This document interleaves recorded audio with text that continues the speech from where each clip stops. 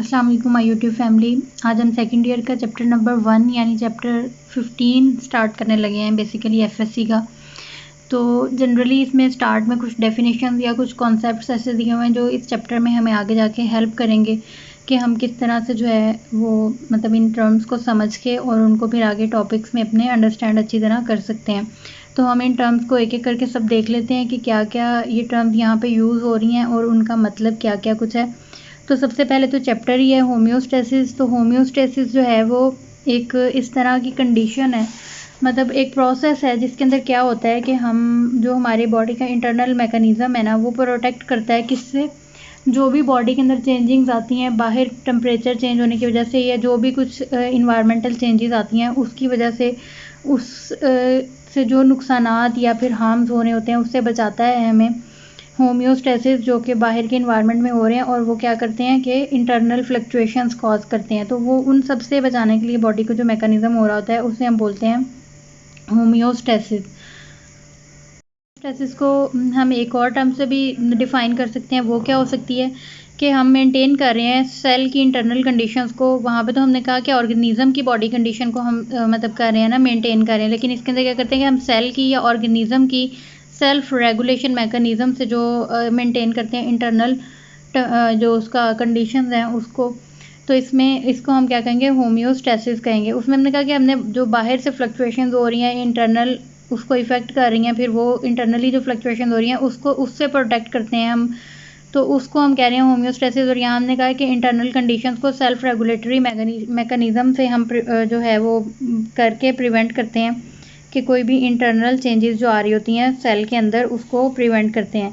तो इस मैकेनिज़्म को हम क्या कहते हैं, होम्योस्टेसिस कहते हैं। दूसरी अब इसके अंदर चीज़ आ जाती है ऑस्मो रेगुलेशन। ये भी दोनों टर्म्स जो है ना ये मिक्सअप हो जाती हैं, तो इन्हें जो अंडरस्टैंड करना ज़्यादा ज़रूरी है कि ऑस्मो रेगुलेशन हम किसको कहते हैं कि जो सोल्यूट्स और गेन और लॉस ऑफ वाटर है ऑर्गेनिज़म और उसकी बॉडी के दरमियान में, ऑर्गेनिज़म की बॉडी और इन्वायरमेंट के दरमियान में, उसे हम कहते हैं ऑस्मो रेगुलेशन। यानी सोल्यूट्स सॉल्ट्स वगैरह हो जाएंगे या इस तरह की जो भी चीज़ें हैं उनका जो एक मेंटेनेंस है उसका जो बैलेंस होना और जो लॉस और गेन ऑफ वाटर होता है बॉडी के अंदर और इन्वायरमेंट में, उसको हम क्या कहते हैं, उस मैकेनिज़्म को ऑस्मो रेगुलेशन कहते हैं। दूसरी डेफिनेशन अगर इसकी हम देखें तो उससे ज़्यादा बेहतर समझ आएगा कि the maintenance of proper internal salt and water concentration in the cell in the body of a living organism within narrow range is known as osmo regulation.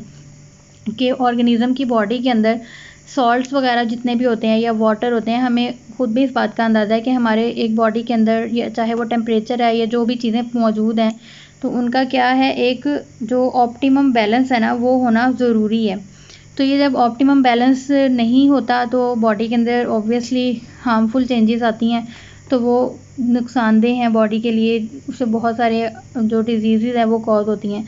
तो ये जो बॉडी के अंदर टेम्परेचर या फिर बाकी चीज़ें जो हैं इनको सॉल्ट्स वगैरह को, वाटर की कंसनट्रेशन को, क्योंकि ये सब चीज़ें किस लिए ज़रूरी हैं, प्रॉपर जितने भी रिएक्शंस हो रहे हैं हमारी बॉडी के अंदर उन सब की रेगुलेशन के लिए बहुत ज़रूरी है। तो इस मैकेनिज़्म को हम क्या कहते हैं, इस सब जो चीज़ों को, इस स्टेट को मेंटेन किया हुआ है उस सब मैकेनिज़्म को हम कह रहे हैं ऑस्मो रेगुलेशन।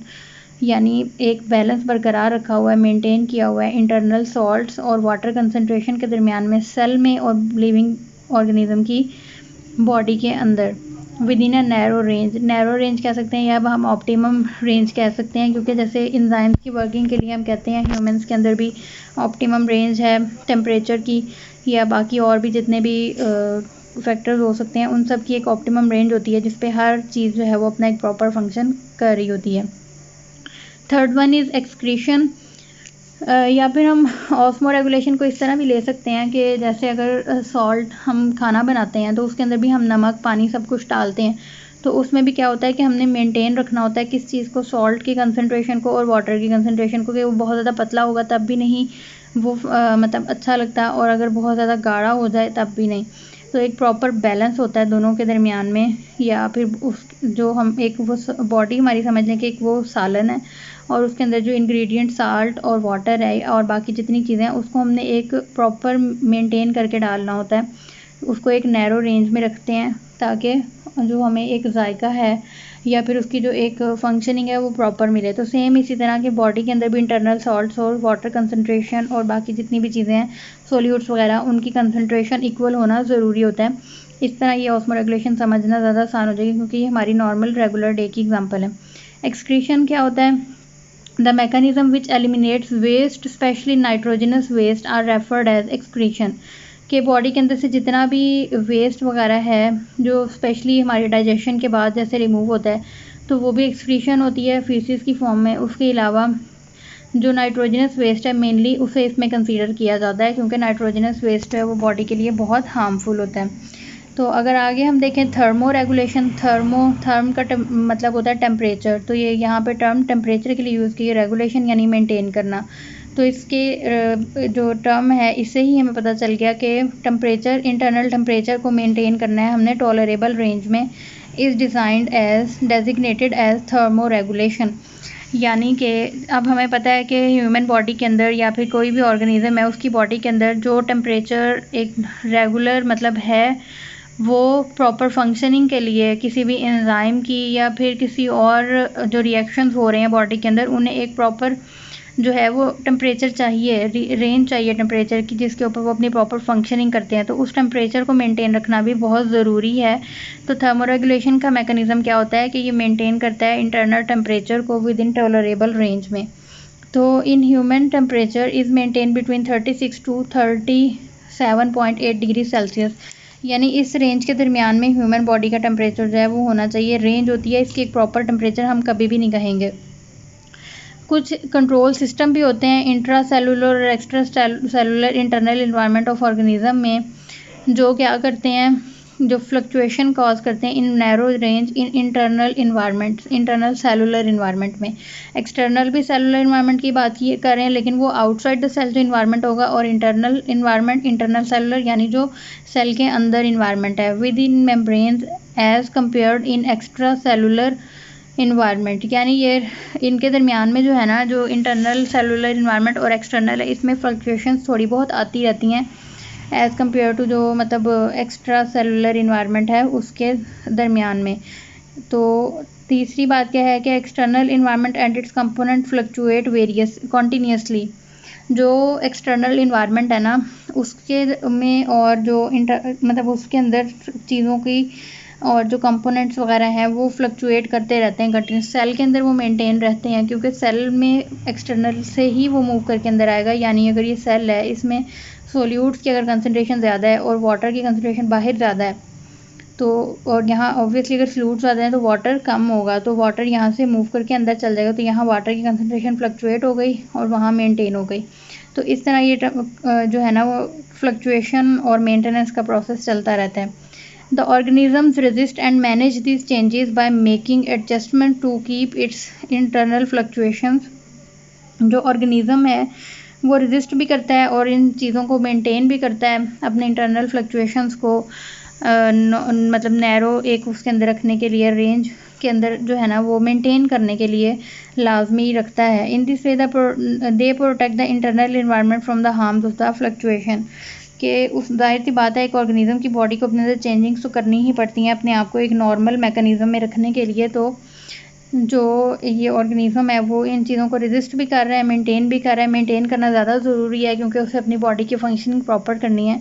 तो ये सारी चीज़ें एक रेंज, नैरो रेंज में हो रही होती हैं और वो बॉडी उसको कर रही होती है। सेल्स के दरमियान में भी जो फ्लक्चुएशन है, जो मेंटेनेंस है वो चलती रहती है इस तरह, ताकि जो हार्म्स हैं बाहर की इन्वायरमेंट में चेंजिंग की वजह से वो इंटरनली सेल को या उसकी फंक्शनिंग को इफ़ेक्ट ना करें, बॉडी की फंक्शनिंग को भी इफ़ेक्ट ना करें।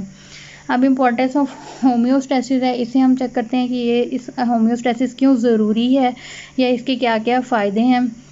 तो होम्योस्टेसिस क्या करती है हमने मेन पढ़ ही लिया कि ये फ्लक्चुएशन से जो भी आती हैं उससे बॉडी को बचाती है, मेंटेन करके टेम्परेचर को, जो कि आउटसाइड द इन्वायरमेंट चेंजेस आ रही हैं सेल के या बॉडी के, उससे उसको हार्म होने नहीं देती बल्कि प्रोटेक्ट कर लेती है सेल को पहले से ही।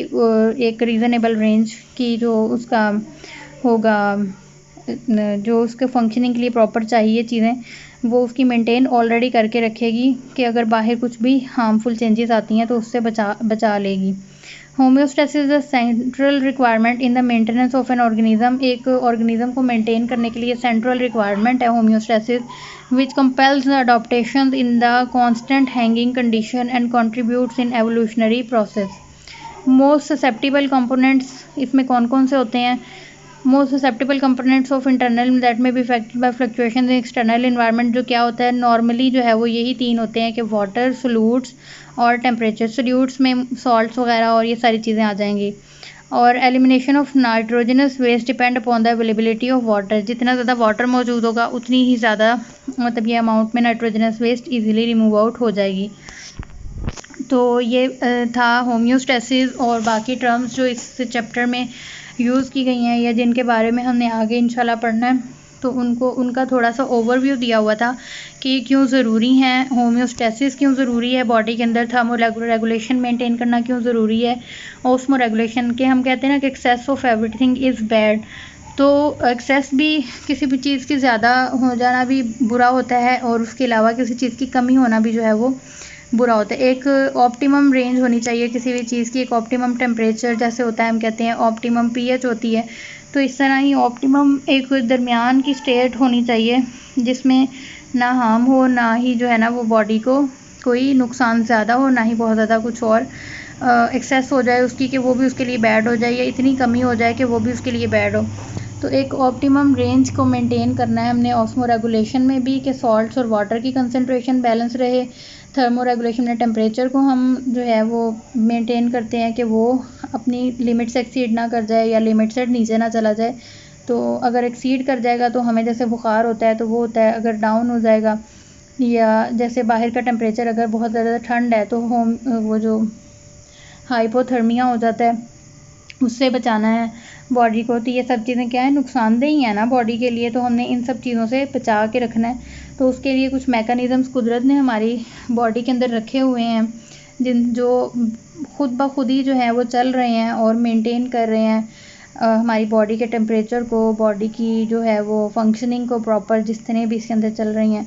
क्योंकि एक किसी भी रिएक्शन के लिए टेम्परेचर बहुत ज़रूरी है, पीएच होना ज़रूरी है, वाटर का जो कंसंट्रेशन है वो ज़रूरी है, क्योंकि तमाम रिएक्शन जो है वो एक्वस मीडियम में हो रहे हैं। एंजाइम्स जितने भी हैं वो एक्वस मीडियम में काम करते हैं, तो बॉडी के अंदर से वाटर का रिमूवल भी जो है वो नहीं होना चाहिए। इसलिए हर चीज़ को एक मेंटेन करके कुदरत ने रखा हुआ है, और उन सब चीज़ों की मेंटेनेंस के लिए कुछ ऐसे प्रोसेसेस दिए हुए हैं जो ये सारे हमने अभी थोड़े बहुत उसमें से रीड किए हैं जो इस चैप्टर में हमने देखने हैं। तो इंशाल्लाह आगे हम प्रॉपर इसके अंदर इसके आगे डिटेल्स में चीज़ों को रीड आउट करेंगे, पढ़ेंगे इंशाल्लाह। तो आई होप सो आप सबको ये समझ आया होगा। Thank you so much. अल्लाह हाफिज़।